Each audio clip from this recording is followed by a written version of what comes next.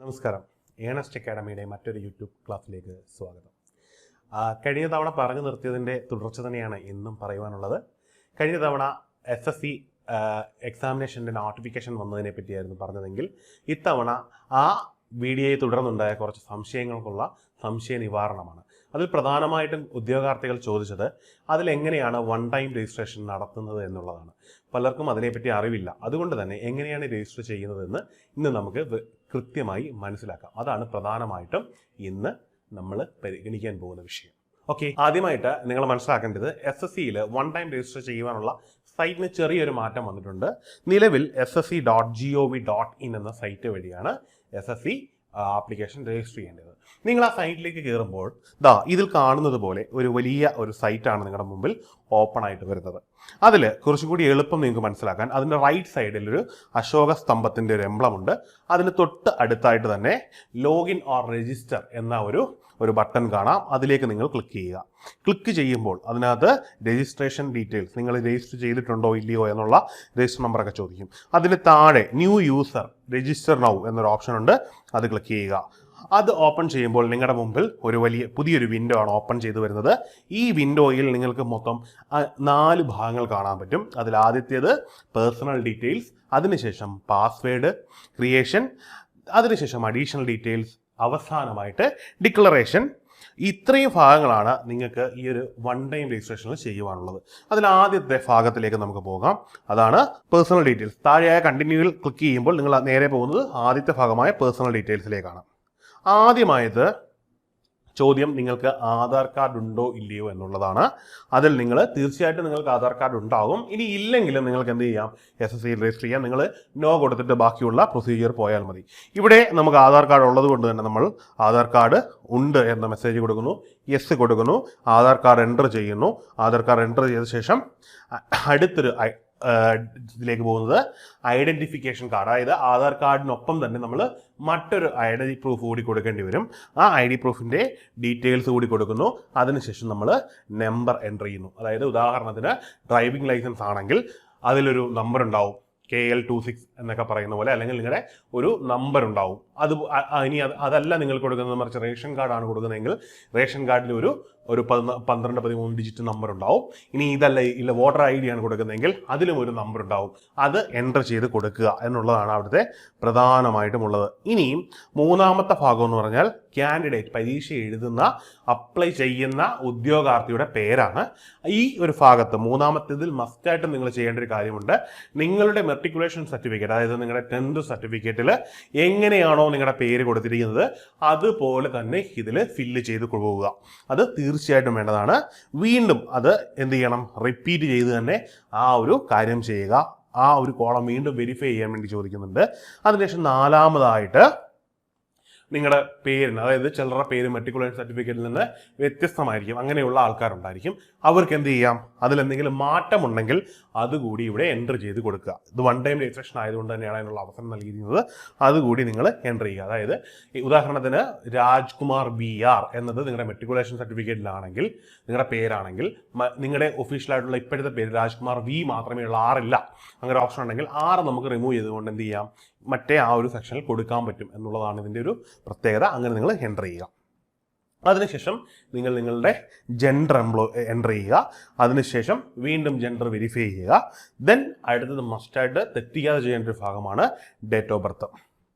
Date of birth കൃത്യമായി കൊടുത്ത ശേഷം ഇതെല്ലാം ഓരോ തവണ ഒന്നുകൂടി എന്ത് ചെയ്യണം, വെരിഫൈ ചെയ്ത് പോയേ പറ്റൂ. പിന്നെ ഒരു കാര്യം ഓർക്കണം, ഇതെല്ലാം സ്റ്റാർ മാർക്കുണ്ട്, അതായത് റെഡ് കളർ സ്റ്റാർ മാർക്കുണ്ട്. അതുകൊണ്ട് തന്നെ ഇതിൽ ഏതെങ്കിലും ഒരു ഭാഗം നിങ്ങൾ ഇടാതെ പോയി കഴിഞ്ഞാൽ നിങ്ങൾക്ക് മുമ്പോട്ട് പ്രൊസീഡ് ചെയ്യാൻ പറ്റില്ല. അതൊരു പ്രധാനപ്പെട്ട പ്രത്യേകതയാണ്. നിങ്ങളെ കൊടുത്തിരിക്കുന്ന സ്റ്റാർ മാർക്കുള്ള എല്ലാ ഭാഗങ്ങളും കൃത്യമായിട്ട് ഫില്ല് ചെയ്ത് പോവുക. ഇനിയും അടുത്തതായിട്ട് ഡേറ്റ് ഓഫ് ബർത്ത് എൻ്റർ ചെയ്താൽ പിന്നീട് നമ്മളവിടെ എൻ്റർ ചെയ്യേണ്ടത് അച്ഛൻ്റെ, അതായത് ഫാദറിൻ്റെ പേരാണ്. ഫാദറിൻ്റെ പേര്, അതിനുശേഷം മദറിൻ്റെ പേര്. ഇതൊന്ന് റിപ്പീറ്റ് ചെയ്യണം. ഓരോ തവണ വെരിഫൈ ചെയ്യാനോട് ചോദിക്കുന്നുണ്ട്, രണ്ടും കൊടുക്കുക. അതിനുശേഷം നിങ്ങളുടെ 10th ക്ലാസ് മെട്രിക്കുലേഷൻ ബോർഡിനെ പറ്റി ചോദിക്കുന്നുള്ളൂ. ഫോർ എക്സാമ്പിൾ കേരളത്തിൽ പഠിക്കുന്ന വിദ്യാർത്ഥികളാണെങ്കിൽ പ്രധാനമായിട്ടും 3 ബോർഡുകളാണ് നമ്മൾ പഠിച്ചിറങ്ങുന്ന കുട്ടികൾ ഫേസ് ചെയ്യുന്നത്. ഒന്ന് നമ്മുടെ സ്റ്റേറ്റ് ഗവൺമെൻറ് SSLC നടത്തുന്ന സ്റ്റേറ്റ് ബോർഡ്, പിന്നീട് CBSE, പിന്നീട് ICSE. ഇങ്ങനെ 3 ബോർഡുണ്ട്. ഇതിലേത് ബോർഡിലാണ് നിങ്ങൾ പഠിച്ചത് അത് അതിനകത്ത് എൻ്റർ ചെയ്ത് കൊടുക്കുക. ഇനി അതിനുശേഷം ആ പരീക്ഷയ്ക്ക്, അതായത് നമ്മൾ ഈ പരീക്ഷയ്ക്ക് എഴുതുമ്പോൾ നമുക്ക് SLCക്ക് ഒരു റോൾ നമ്പർ ഉണ്ടാവും, അതുപോലെ തന്നെ CBSEക്ക് റോൾ നമ്പർ ഉണ്ടാവും. ആ റോൾ നമ്പർ എൻ്റർ ചെയ്ത് കൊടുക്കുക. ദെൻ അത് വീണ്ടും റിപ്പീറ്റ് ചെയ്യണം. ഇത് വെരിഫിക്കേഷൻ വളരെ സ്ട്രോങ് ആണ്. കൃത്യമായി റിപ്പീറ്റ് ചെയ്ത് കൊടുക്കണം. ശേഷം നിങ്ങൾ എന്ത് ചെയ്യണം, നിങ്ങളുടെ ആ ഏത് വർഷമാണ് നിങ്ങളുടെ SSLC അല്ലെങ്കിൽ മെട്രിക്കുലേഷൻ പാസ്സായതെന്ന് കൊടുക്കുക. ദെൻ അടുത്തത് നിങ്ങളുടെ ഹയസ്റ്റ് ലെവൽ ഓഫ് എഡ്യൂക്കേഷൻ ആണ്. ഇവിടെ നിങ്ങൾ കൊടുക്കേണ്ടത് നിങ്ങൾ നിലവിൽ അക്യൂർ ചെയ്തിരിക്കുന്ന നിങ്ങളുടെ വിദ്യാഭ്യാസ യോഗ്യതയാണ്. ഉദാഹരണത്തിന് ഒരാൾ 10ാം ക്ലാസ് കഴിഞ്ഞ് +2 കൊണ്ട് പഠിത്തം നിർത്തിയെങ്കിൽ അതാണ് അയാളുടെ ഹയസ്റ്റ് എഡ്യൂക്കേഷൻ. അതേസമയത്ത് മറ്റൊരാൾ 10ാം ക്ലാസ് കഴിഞ്ഞു, 10ാം ക്ലാസ് കഴിഞ്ഞു, +2 പോയി, ശേഷം ഡിഗ്രിക്ക് പോയ ശേഷം അദ്ദേഹം പോസ്റ്റ് ഗ്രാജുവേഷൻ കംപ്ലീറ്റ് ചെയ്തു. അങ്ങനെയെങ്കിൽ അദ്ദേഹത്തിന്റെ ഏറ്റവും ഹയസ്റ്റ് എഡ്യൂക്കേഷൻ എന്ന് പറഞ്ഞാൽ PG ആണ്. അപ്പോൾ നിങ്ങൾ ഏതാണോ നിങ്ങളുടെ എഡ്യൂക്കേഷൻ ഹയസ്റ്റ് അത് എൻ്റർ ചെയ്ത് കൊടുക്കുക. അതാണ് ഹയർ ലെവൽ ഓഫ് എഡ്യൂക്കേഷൻ. ഇനിയും അതിനുശേഷം നമ്മൾ മസ്റ്റായിട്ടും കൊടുക്കേണ്ടത് നിങ്ങൾക്ക് ഷുവർട്ടി ഉള്ളൊരു മൊബൈൽ നമ്പർ ശ്രദ്ധിക്കുക. അപ്പം അവിടെ നമ്മൾ കാൻഡിഡേറ്റ് മൊബൈൽ നമ്പർ കൊടുക്കുക. അതിനുശേഷം കാൻഡിഡേറ്റിന്റെ ഇമെയിൽ ID അതും വളരെ ശ്രദ്ധിച്ച് കൊടുക്കേണ്ടതാണ്. ഇമെയിൽ ID മറന്നു പോകുന്ന അല്ലെങ്കിൽ നഷ്ടപ്പെട്ട് കളയുന്ന ഒരു വലിയ മണ്ടത്തരം നമ്മൾ കാണിക്കാറുണ്ട്. അങ്ങനെയുള്ള അവസരങ്ങളൊന്നും കാണിക്കരുത്. നിങ്ങൾക്ക് ഷുവറായിട്ടും ഉള്ള എല്ലാ കാലത്തും ഉപയോഗിക്കുമെന്ന് ഉറപ്പുള്ള ഒരു ഇമെയിൽ ID കൊടുക്കുക. ഇത് രണ്ടും നമ്മൾ ശ്രദ്ധിക്കേണ്ടത്, ഏറ്റവും പ്രധാനമായിട്ട് ശ്രദ്ധിക്കേണ്ട കാര്യങ്ങളാണ്. ഇത് വെച്ച് മാത്രമേ നമുക്ക് എന്ത് ചെയ്യാൻ പറ്റത്തുള്ളൂ, അക്കൗണ്ട് റീക്രിയേറ്റ് ചെയ്യാൻ പറ്റത്തുള്ളൂ. ഇപ്പോൾ ആധാറൊക്കെ എൻ്റർ ചെയ്ത് കൊടുക്കുമ്പോൾ ഒരു കുഴപ്പമെന്ന് പറഞ്ഞാൽ പിന്നീട് നമ്മൾ രജിസ്റ്റർ ചെയ്യുമ്പോൾ ഈ ആധാർ എൻ്റർ ചെയ്യുമ്പോൾ പറയും ഈ ഒരു പേരിലും ഈ ഒരു ID-യിലും എന്തുണ്ട്, വേറൊരു അക്കൗണ്ട് ഉണ്ട് എന്ന് പറഞ്ഞ് പിന്നീട് രജിസ്റ്റർ ചെയ്യാനൊക്കെ ബുദ്ധിമുട്ടുണ്ടാവും. ഈ ഒരു ഡിഫിക്കൽറ്റി ഒഴിവാക്കാൻ വേണ്ടിയാണ് എടുത്ത് ഞാൻ നിങ്ങളോട് പറയുന്നത്. നിങ്ങൾ ഈ ചെയ്തു വരുമ്പോൾ അതിനകത്ത് ഒരു രീതിയിലും തെറ്റിക്കാൻ പാടില്ലാത്ത 2 കാര്യങ്ങൾ, അതായത് ഒരിക്കലും അബദ്ധം പറ്റാതിരിക്കാൻ വേണ്ടിയാണ് പറയുന്നത്. അവസാനത്തെ 13ഉം 14ഉം ഭാഗത്തിൽ കാണുന്ന കാൻഡിഡേറ്റിന്റെ മൊബൈൽ നമ്പറും ഇമെയിൽ ID-യും എന്ത് ചെയ്യുക, ഒരു കാരണവശാലും നഷ്ടപ്പെട്ടു പോകാത്ത, അതായത് നിങ്ങളുടെ മെമ്മറിയിൽ നിന്ന് നഷ്ടപ്പെട്ടു പോകാത്ത, മൊബൈൽ നമ്പർ ഉപേക്ഷിക്കപ്പെടാത്ത അതായിട്ട് തന്നെ കൊടുക്കുക. ഇതോടുകൂടി നമ്മുടെ ഫസ്റ്റ് ഭാഗം തീരുകയാണ്. ഇവിടെ നിങ്ങൾ കൊടുത്ത ഡീറ്റെയിൽസ് എല്ലാം കൊടുത്ത ശേഷം എന്ത് ചെയ്യുക, ഒരു സേവ് നെക്സ്റ്റ് ഓപ്ഷൻ കാണും, അത് ക്ലിക്ക് ചെയ്യുക. സേവ് നെക്സ്റ്റ് ഓപ്ഷൻ കാണുമ്പോൾ അതിലൊരു കാൻഡിഡേറ്റിന്റെ ഒരു പ്രൊഫൈൽ തന്നെ അവർ ജനറേറ്റ് ചെയ്ത് വരും. അത് അപ്രൂവ് ചെയ്ത് കഴിഞ്ഞാൽ അടുത്ത സെക്ഷനിലേക്ക് പോകും. അടുത്ത സെക്ഷൻ എന്ന് പറഞ്ഞു കഴിഞ്ഞാൽ പാസ്വേഡ് ക്രിയേഷൻ ആണ്. പാസ്വേഡ് ക്രിയേഷൻ എന്ന് പറഞ്ഞു കഴിഞ്ഞാൽ നമുക്കിനി നിങ്ങളുടെ ഒരു ID ക്രിയേറ്റ് ചെയ്യുന്നു, ഒരു നമ്പർ ക്രിയേറ്റ് ചെയ്യുന്നു. അതിന് നമുക്കിനി അങ്ങോട്ട് ലോഗിൻ ചെയ്യാൻ വേണ്ടി നമുക്ക് വേണ്ടുന്ന പാസ്വേഡാണ്. പാസ്വേഡ് ക്രിയേറ്റ് ചെയ്യുമ്പോൾ അതിനകത്ത് 4 ക്ലോസുകളുണ്ട്. ഒന്ന്, അതിനകത്ത് മസ്റ്റായിട്ടും ഒരു ആൽഫബറ്റ്, അതായത് ഒരു ക്യാപിറ്റൽ ലെറ്റർ ഉണ്ടായിരിക്കണം, പിന്നീട് ആൽഫബറ്റ് ഉണ്ടായിരിക്കണം, പിന്നീട് ഏതെങ്കിലും ഒരു സിമ്പിൾസ് ഉണ്ടായിരിക്കണം. നമ്മൾ മൊബൈലിലൊക്കെ കാണുന്ന ഏതെങ്കിലും ഹാഷോ അല്ലെങ്കിൽ @ അങ്ങനെ എന്തെങ്കിലും ഒരു ഇതുണ്ടാവണം. പിന്നീട് ഡിജിറ്റും ഉണ്ടാകണം, ഏതെങ്കിലും ഒരു ഡിജിറ്റും ഉണ്ടാകണം. ഇങ്ങനെ വേണം നമ്മൾ പാസ്വേഡ് സെറ്റ് ചെയ്യാൻ. ഇതോടുകൂടി രണ്ടാമത്തെ സെക്ഷൻ കഴിഞ്ഞു. ഇനി അടുത്ത ഘട്ടത്തിലേക്ക് നമുക്ക് കടക്കാം. ഓക്കെ, നമ്മളിതിൻ്റെ പാർട്ട് 3യിലേക്ക് പോവുകയാണ്. അത് ഈ അഡീഷണൽ ഡീറ്റെയിൽസ് എന്ന് പറയുന്നതാണ്. അതായത് നമ്മളുമായിട്ട് ബന്ധപ്പെട്ട അഡീഷണൽ ഡീറ്റെയിൽസ്. അതിൽ ആദ്യമായിട്ട് നമ്മൾ കാണുന്നത് കാറ്റഗറിയാണ്.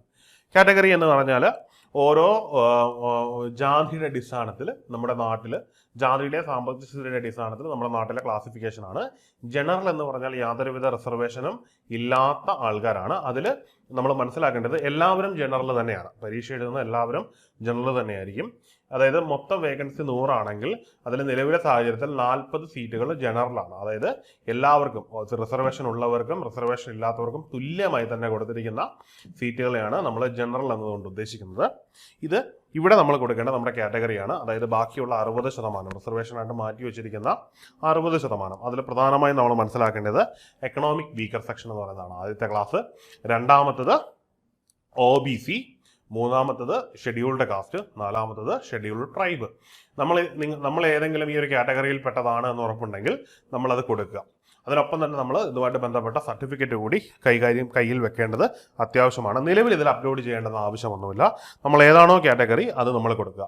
പിന്നീട് ഇതിനകത്തുള്ള ഒരു അഡ്വാൻറ്റേജ് എന്ന് പറഞ്ഞു കഴിഞ്ഞാൽ പല വേക്കൻസികളും പലപ്പോഴും ചില കാറ്റഗറിക്ക് വേണ്ടി മാത്രമായിട്ട് നടത്താറുണ്ട്. കാരണം നിലവിൽ ഈ ഒരു കാറ്റഗറിയിലുള്ളവരുടെ എണ്ണം കുറവാണെങ്കിൽ അവരെ ഫില്ല് ചെയ്യാൻ വേണ്ടി അപ്പോൾ നമുക്ക് ഈ 1 ടൈം രജിസ്റ്റർ ചെയ്തതിൻ്റെ പേരിൽ നമുക്കതിന് പ്രത്യേകം അപ്ലൈ ചെയ്യാനുള്ളൊരു അവസരം കിട്ടുമെന്നുള്ളതാണ്. സ്വാഭാവികമായിട്ട് നമ്മൾ നമ്മുടെ കാറ്റഗറി കൊടുക്കുക. ഇനി നിങ്ങൾക്ക് ആർക്കും കാറ്റഗറി കൊടുക്കാനില്ലെങ്കിൽ നിങ്ങൾ ജനറൽ എന്ന് കൊടുത്ത് തന്നെ രജിസ്റ്റർ ചെയ്ത് അവിടെ കൊടുത്ത് മുമ്പോട്ട് പോവുക. ഇവിടെ നോക്കുക, നിങ്ങൾ നോക്കുമ്പോൾ ഇതിനകത്ത് വരും EWS, SC, ST, OBC, UR എന്ന് പറയുന്നതാണ് അൺറിസർവ്ഡ് അല്ലെങ്കിൽ ജനറൽ എന്ന് പറയുന്നൊരു വ്യവസ്ഥ. നിങ്ങൾക്ക് ഇതിൽ കാണാൻ പറ്റും. അതിൽ EWS എക്കണോമിക് വീക്കർ ആണ്, SC ഷെഡ്യൂൾഡ് കാസ്റ്റ് ആണ്, ST ഷെഡ്യൂൾഡ് ട്രൈബ് ആണ്, OBC OBC അതർ കാറ്റഗറിയാണ്. UR unreserved. ഇത്രയാണ് ഇതിനകത്ത് പ്രധാനമായിട്ടുള്ള കാറ്റഗറി. ഇനിയും നാഷണാലിറ്റി, നമ്മളെല്ലാവരും ഇന്ത്യക്കാരാണ്, അതുകൊണ്ട് തന്നെ പ്രത്യേകിച്ച് വലിയ കൺഫ്യൂഷൻ ഒന്നും പ്രസക്തിയില്ല. നമ്മളിവിടെ കൊടുക്കുന്നത് സിറ്റിസൺ ഓഫ് ഇന്ത്യ എന്നാണ്. ഇനി അവിടെ ക്ലിക്ക് ചെയ്യുമ്പോൾ കുറേയധികം കാറ്റഗറീസ് വരുന്നു, അത് നിങ്ങൾ ഇഗ്നോർ ചെയ്തേക്കുക. അതായത് SSC പരീക്ഷ ഇന്ത്യയുടെ ചില നൈബറിംഗ് കൺട്രിയിലുള്ളവർക്ക് കൂടി എഴുതാൻ പറ്റും. നേപ്പാൾ, ഭൂട്ടാൻ മുതലായുള്ളവർക്കൊക്കെ എഴുതാൻ പറ്റും. അങ്ങനെയുള്ള കുറച്ച് വ്യവസ്ഥകളാണ്. അതിനെപ്പറ്റിയൊന്നും അധികം ബോധേഡായിട്ട് നിങ്ങൾ കൺഫ്യൂഷൻ ആവാൻ നിൽക്കണ്ട. അപ്പം അത് സ്കിപ്പ് ചെയ്തേക്കാം. ഇനി അത് മൂന്നാമത്തെ ഭാഗം എന്ന് പറഞ്ഞാൽ നമ്മളെ ബാധിക്കുന്നതല്ല, കാരണം നമ്മളെല്ലാവരും ഇന്ത്യൻ സിറ്റിസൺ ആണ്.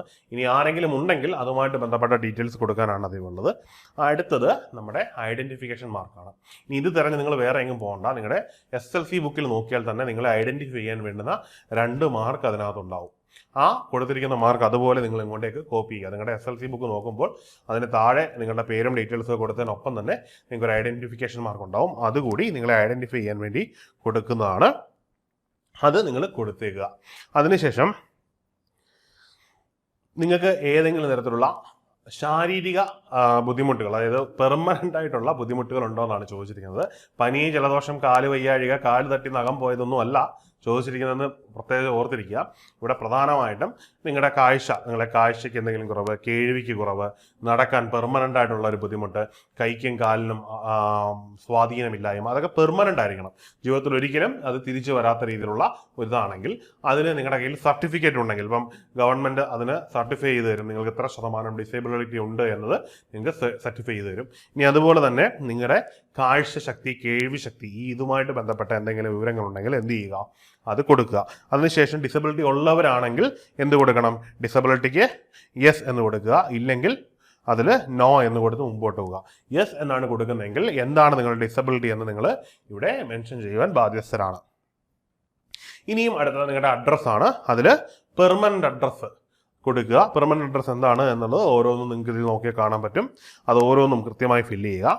ഇനിയും പെർമനന്റ് അഡ്രസ്സും നിങ്ങളുടെ കമ്മ്യൂണിക്കേഷൻ അഡ്രസ്സും രണ്ടാണ് എങ്കിൽ സെപ്പറേറ്റ് ഉള്ള ഭാഗം കൂടി നിങ്ങൾ ഫില്ല് ചെയ്ത് പോവുക.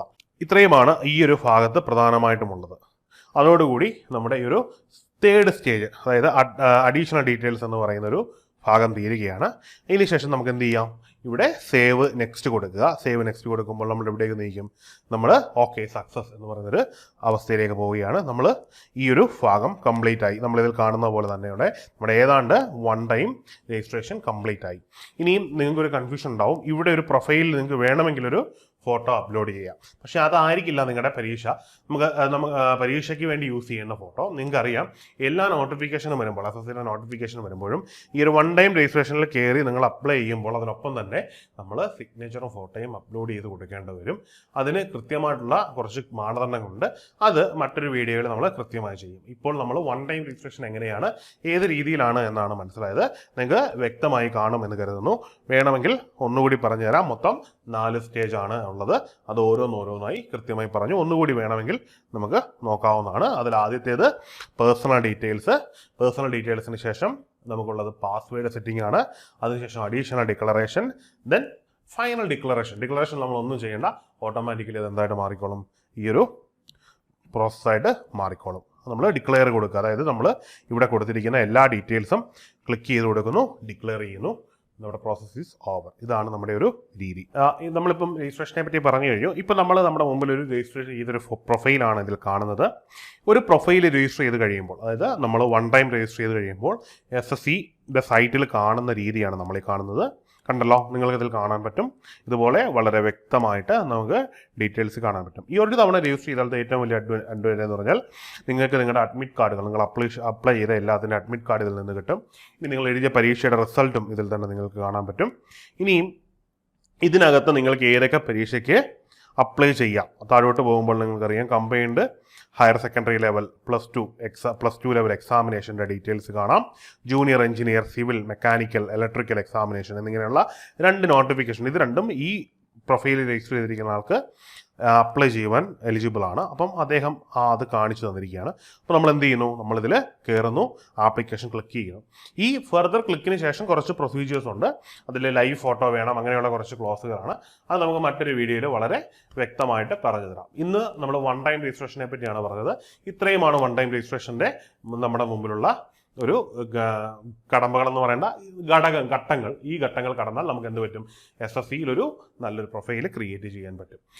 ഓർത്തിരിക്കുക, ഇനി നിങ്ങൾക്ക് SSCയുമായിട്ട് ബന്ധപ്പെട്ട എന്ത് സംശയങ്ങളുണ്ടെങ്കിലും കേന്ദ്ര ഗവൺമെന്റ് ജോലിയുമായിട്ട് ബന്ധപ്പെട്ട എന്ത് കാര്യങ്ങളുണ്ടെങ്കിലും ഓർത്തിരിക്കുക, നമ്മുടെ ക്യാമ്പസിൽ വെച്ച് ഈ വരുന്ന 21-ാം തീയതി സെമിനാർ ഉണ്ട്. കഴിഞ്ഞ ക്ലാസ്സിൽ ഞാൻ പറഞ്ഞതാണ്, നിങ്ങൾക്ക് കേന്ദ്ര സർക്കാർ ജോലി എങ്ങനെ ഏത് രീതിയിൽ നേടാൻ പറ്റും എന്നതിനെ പറ്റിയാണ്. മറക്കാതിരിക്കുക, 21-ാം തീയതി വരുന്ന ഞായറാഴ്ച അടൂർ ക്യാമ്പസിൽ വെച്ചാണ് നടക്കുന്നത്. അതിൽ നമ്മൾ ഇതിൻ്റെ താഴെ കൊടുത്തിരിക്കുന്ന ലിങ്കിൽ കയറുക, നിങ്ങൾ വരാൻ താല്പര്യമുള്ളവർ രജിസ്റ്റർ ചെയ്യുക. അതോടുകൂടി നിങ്ങൾക്ക് എല്ലാ ഇതും നിങ്ങൾക്ക് ഈ ഓൺലൈൻ വഴി കിട്ടുന്നതൊക്കെ നിങ്ങൾ നേരിട്ട് ചോദിച്ച്, എക്സ്പെർട്ടായിട്ടുള്ള ധാരാളം ആൾക്കാരാണ് പങ്കെടുക്കുന്നത്, നിങ്ങൾക്ക് നേരിട്ട് വന്ന് തന്നെ ചോദിച്ച് അതിനുള്ള സംശയ നിവാരണം നടത്താനും കൃത്യമായൊരു ഗൈഡൻസ് കിട്ടാനും വേണ്ടിയുള്ളൊരു മാർഗ്ഗമാണ്. ഡെഫിനറ്റ്ലി നിങ്ങൾ എന്ത് ചെയ്യുക, ഈ വരുന്ന 21-ാം തീയതി പരിപാടിക്ക് പങ്കെടുക്കുക. കഴിവതും പെട്ടെന്ന് തന്നെ നിങ്ങൾ രജിസ്റ്റർ ചെയ്യുക. രജിസ്റ്റർ ചെയ്യാൻ പറയുന്നതിൻ്റെ കാര്യം, സീറ്റുകൾ വളരെ കുറവാണ്. ആ ലിമിറ്റഡ് സീറ്റ് എക്സീഡ് ചെയ്ത് കഴിഞ്ഞാൽ പിന്നീട് വരുന്നവരെ അക്കോമഡേറ്റ് ചെയ്യാൻ ഞങ്ങൾക്ക് ബുദ്ധിമുട്ടാവും. അത് നമുക്ക് ഒരു വിഷമം ഉണ്ടാക്കും. അതുകൊണ്ട് ദയവായി നിങ്ങൾ എന്ത് ചെയ്യുക, താഴെ കാണുന്ന ഗൂഗിൾ ലിങ്കിൽ കയറി രജിസ്റ്റർ ചെയ്ത് നമ്മുടെ സെമിനാറിൽ പങ്കെടുക്കുക, നിങ്ങളുടെ സംശയങ്ങളൊക്കെ തീർക്കുക. അപ്പോൾ താങ്ക് യു. ഇന്നത്തെ ക്ലാസ് നമ്മളിവിടെ ബൈൻഡപ്പ് ചെയ്യുകയാണ്. Thank you.